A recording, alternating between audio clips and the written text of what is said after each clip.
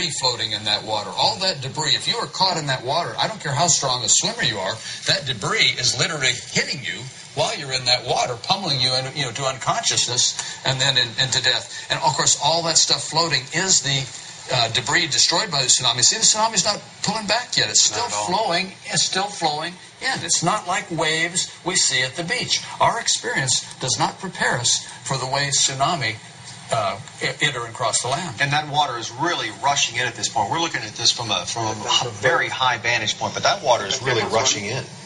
Yes, it is. In the United States, the city that's been hit the most often and hardest is Hilo, Hawaii.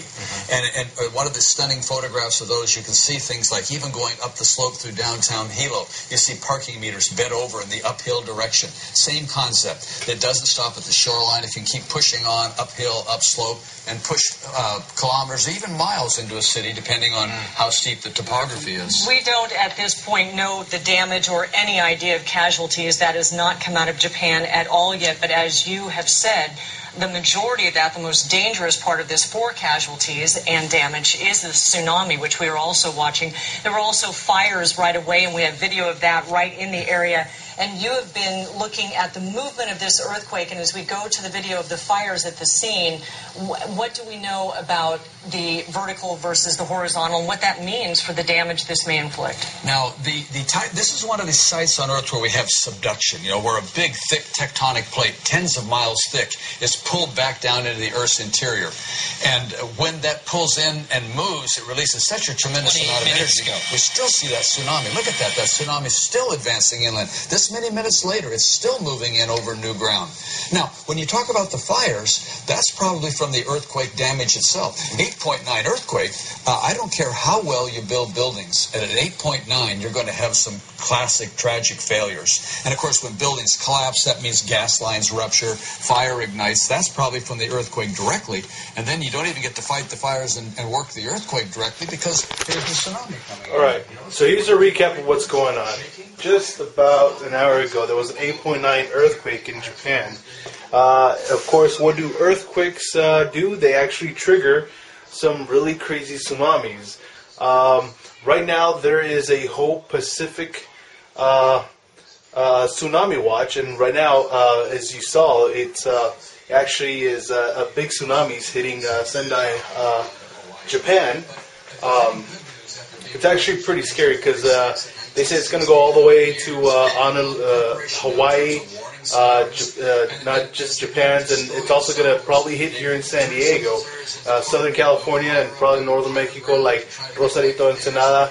So it's actually pretty crazy. It's kind of scary. Oh, check this out. Check this out. And Hawaii will have this event occur without any real damage. It's going to depend a lot on the warnings will be broadcast, and it will depend on how well people listen to and take them seriously. Dr. Abbott, right now we have just heard that there was a 7.1 aftershock from this quake, right? 7.1 aftershock. And not only the effect of the earthquake at a 7.1 aftershock, but another tsunami. Well, the 7.1 aftershock is going to be particularly potent for buildings that may have survived the 8.9 but had some fracturing. The 7.1, last Easter, our big earthquake was a 7.2, so this is almost that size. That's just an aftershock. All right, so what they're talking about is last Easter here in Southern California, we had a 7.2 earthquake, which also triggered mini tsunami warnings, which eventually didn't happen, but it was pretty crazy. It was right there on Easter Day. Let's see what else they have to say. They can do tremendous amounts of... An agency has issued it. The earthquake itself, we were talking about this a little bit earlier. You've been all over the world. You've experienced different places. And the engineering behind this. The engineering you were talking about earlier in Japan. And how they're... I don't know about you guys, but it's pretty crazy because earlier today I was actually talking with my girlfriend, and we were actually talking about actually buying a house right on the beach, a beach house. And... I told her the only reason I wouldn't get one is because the possibilities of being in a tsunami. Yeah, so I told her that the only way I would buy a beach house is if it had a bunker with like airtight seal so water won't go in, but it would have to have like I don't know, about 10 days worth of oxygen if that technology even exists. That's the only way we'd be able to survive a tsunami. And this right here, coincidentally, proves my point. It's crazy. I mean, this is a reason why a beach house is not very good. That's nuts. I really hope that all the people over there in Japan are okay. I really hope that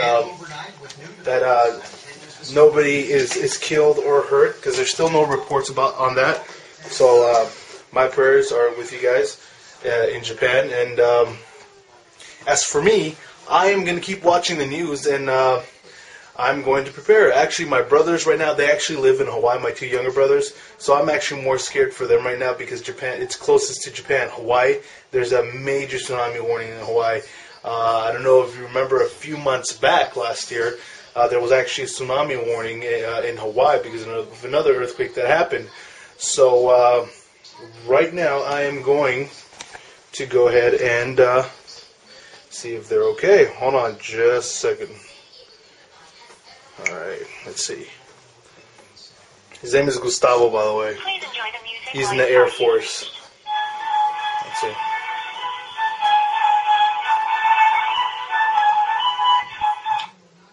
Hello? Gustavo, are you watching the news? No, why? No, you're not watching the news. There's already the tsunami. The tsunami already hit Japan, dude.